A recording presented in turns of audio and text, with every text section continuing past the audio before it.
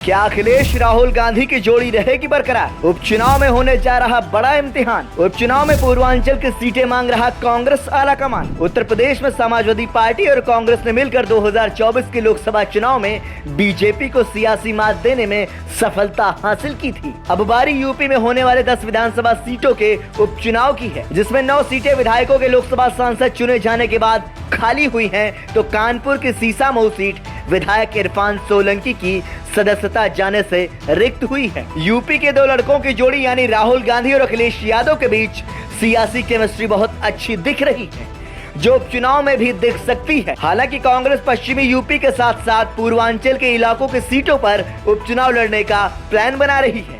अब ऐसे में सियासी गलियारों में सवाल उठ रहे हैं कि क्या समाजवादी पार्टी इस मांग पर रजामंद होगी या नहीं। दरअसल यूपी की जिन 10 सीटों पर उपचुनाव है, उनमें करहल, मीरापुर, खैर, फूलपुर, मझुआ, कुंदरकी, गाजियाबाद, कटेहरी, मिल्कीपुर और सीसामऊ सीट शामिल हैं। इनमें से 5 विधानसभा सीटें समाजवादी पार्टी के कोटे से खाली हुई हैं, तो 3 सीटें बीजेपी की रिक्त हुई हैं। इसके अलावा 1 सीट आरएलडी और 1 सीट निषाद पार्टी की है। यह उपचुनाव एनडीए और इंडिया गठबंधन दोनों के लिए काफी अहमियत रखता है। ऐसे में दोनों ही गठबंधन एक दूसरे की सीटों पर कब्जा करने की पुरजोर कोशिश में हैं, लेकिन उससे पहले सीट बंटवारा भी काफी अहम है। कांग्रेस की 4 सीटों की डिमांड। कांग्रेस भी उपचुनाव में समाजवादी पार्टी से सीटें मांग रही है।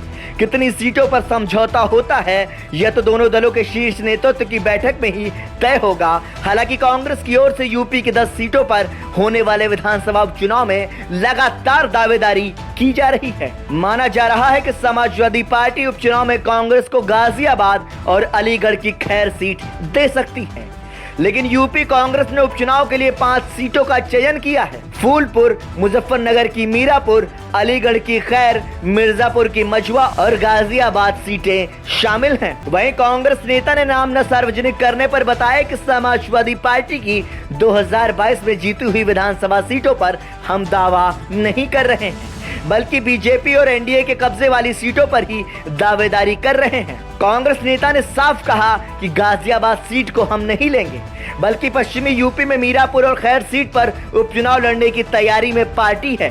पूर्वांचल की फूलपुर और मझुआ सीट को लेकर भी कांग्रेस ने खास प्लानिंग तैयार की है। कांग्रेस पूर्वांचल और पश्चिमी दोनों ही इलाकों की सीटों पर उपचुनाव लड़ने की रणनीति भी बनाई है। आपको बताते चले कि फूलपुर सीट बीजेपी के विधायक प्रवीण पटेल के फूलपुर से सांसद चुने जाने के बाद खाली हुई है।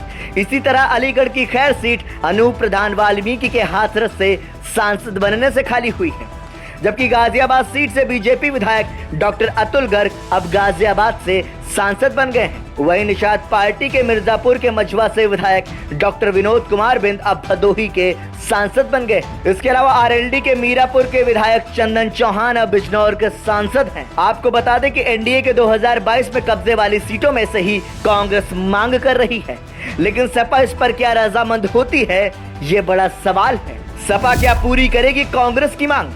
इंडिया गठबंधन के पास लोकसभा चुनाव की तर्ज पर उपचुनाव में भी आपसी समन्वय बनाकर अच्छा प्रदर्शन दिखाकर साल 2027 के विधानसभा चुनाव के लिए अपने गठबंधन को और मजबूत करने का शानदार मौका है।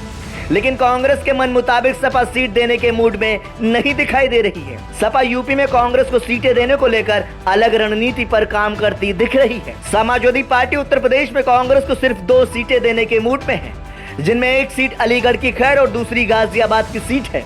ये दोनों ही सीटें पश्चिमी यूपी की हैं। मतलब साफ है कि समाजवादी पार्टी कांग्रेस को पूर्वांचल की 1 भी सीट देने के मूड में नहीं है। इस क्रम में उसकी नजर इसी साल होने वाले हरियाणा और महाराष्ट्र विधानसभा चुनाव पर है। समाजवादी पार्टी इन दोनों ही राज्यों में अपने पैर पसारने की कोशिश में है, जिसके लिए कांग्रेस के साथ सीट बंटवारे का फॉर्मूला तय करना चाहती है। उपचुनाव में सीट बंटवारे से पहले समाजवादी पार्टी की नजर कांग्रेस की रणनीति पर है। ऐसे में कांग्रेस महाराष्ट्र और हरियाणा विधानसभा चुनाव में सपा को हिस्सेदारी देती है, तभी पार्टी यूपी विधानसभा उपचुनाव में कांग्रेस के लिए सीटें छोड़ सकती है। यानी ऐसे में देखना दिलचस्प होगा कि कांग्रेस को कितनी सीटें समाजवादी पार्टी उत्तर प्रदेश के उपचुनाव में देती है। ब्यूरो रिपोर्ट, संदेश वाहक।